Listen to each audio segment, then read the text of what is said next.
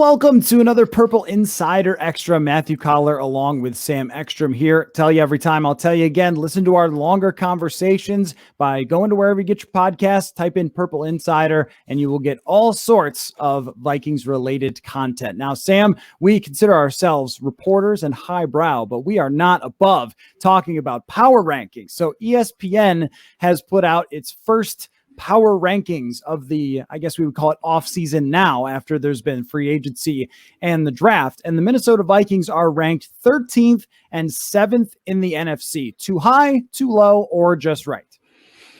This is just right. This is absolutely spot on. Exactly what the Vikings should be. When you think about the Minnesota Vikings, you think toying with the 7th seed in the NFC. And I think that's exactly kind of where ESPN has placed them, with 6 NFC teams above them. This is perfect. I see Minnesota as that fringe playoff team. We talked in a previous episode of the podcast that, Vegas projects them about 9-7-1.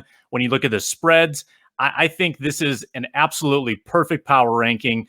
And there are a couple teams I disagree with on this list, but this list actually has a lot more credibility because of where they have the Vikings, number 13, ideal spot for them. Yeah, and I think it opens up the door for them to go either way. It's not like they're putting them at the very bottom or the very top, where you could see the Vikings as they go forward in the power rankings throughout the season, that they could prove themselves to be better than 13th because they have the roster strength to do so. Or if things go wrong, they could fade back a little bit. But this is about the range that they're going to be. Now, the teams ahead of them in ESPN's power rankings, a little bit more questionable. To have the Los Angeles Rams as high as they were on this list, number 4, the only other NFC team higher than the Rams was Tampa Bay.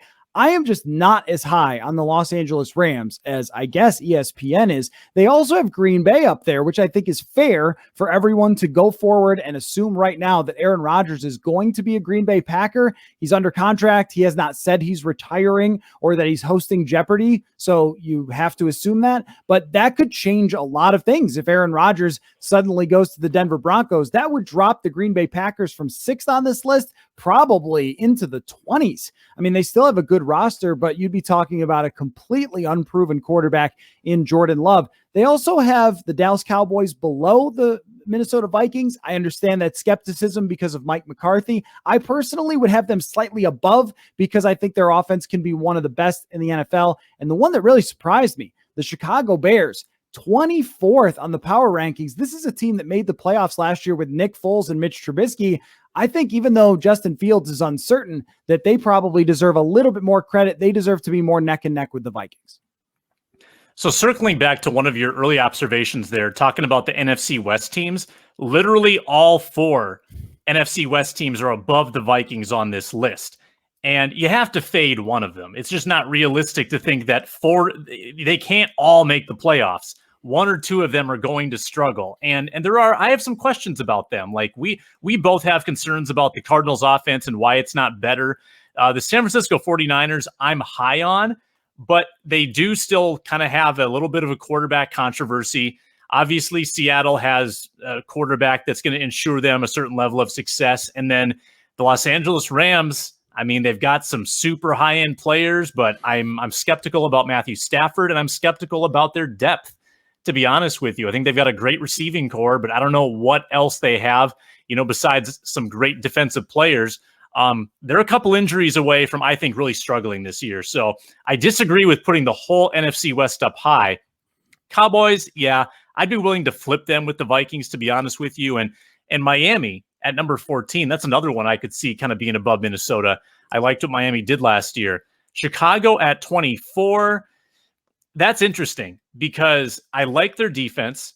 I like the future of Justin Fields. I don't see why they wouldn't have more momentum here. And they were a playoff team last year. It's not like they were 6-10. They were 8-8. They made the playoffs. They didn't win. But yeah, middle of the pack, 17-18 would have felt more appropriate. Well, and they have not been bad under Matt Nagy. And I think Matt Nagy deserves some of the criticism that he's gotten, but being saddled with a quarterback who is just not any good in Mitch Trubisky and still finding a way to win, I think says a lot about how good they are at building a defense. And they bring back Allen Robinson. And even if Justin Fields struggles to some extent off the start, he still has great athleticism. We've seen this before with quarterbacks who can move and make plays with their legs, even be able to win if they're not perfect. I think Kyler Murray making Arizona at least a respectable team with, I don't think, the best designed offense is sort of evidence of that your floor raises up because you have someone who can make plays with their legs. And I think Justin Fields does that. So I would give Chicago a little bit more respect personally, but the Vikings in the exact right spot. Is there anything in your mind, Sam, that the Vikings could do the rest of the offseason? They've got a little bit of cap space here left. Could they do anything that would raise them up in the power rankings for you into the top 10? No, I don't think so. I mean, you look at the positions that are going to have the most influence. Quarterback, obviously number one. That's not changing. The top 2 wide receiver spots are not changing. I don't know if wide receiver 3 on this offense moves the needle enough for me. I would like it. I think it would maybe move them 1 spot. It wouldn't move the needle enough for me to put them in the top 10. Cornerback, I think they're probably set. They could use more depth, but again, there's nothing they could do that would put them in the top 10. I think this is the team they have. I think they chose not to add like kind of a veteran left tackle who they might have been able to attain. They kind of let that ship sail in a couple spots. That was their choice. They do have cash. We'll see if they use that internally or externally. Not many roster spots left, though. I believe we're down to two or three roster spots remaining. So that roster is almost complete. Well, I would say that if Danielle Hunter is back and all set, good to go, and they were to sign Melvin Ingram or make a trade for another pass rusher, I might be willing to bump them up a few spots. Maybe not quite into the top 10, but maybe closer to neck and neck with San Francisco, maybe bump them at least on ESPN's list above Arizona. And I don't know if it would really significantly change that Vegas line when they go to Arizona, but maybe give them a little bit more respect there. I think the lack of a pass rush outside of Danielle Hunter will be one of the biggest questions about whether this defense turns around. So if they were to solve that, I might have a little more belief. So look, OTAs are coming up. We're going to have mandatory minicamp coverage and then training camp coverage. Lots to talk about. So keep it here. Subscribe to this YouTube and also check out our written work, purpleinsider.substack.com, and listen to the podcast Purple Insider wherever you get your podcasts. We'll catch you guys next time.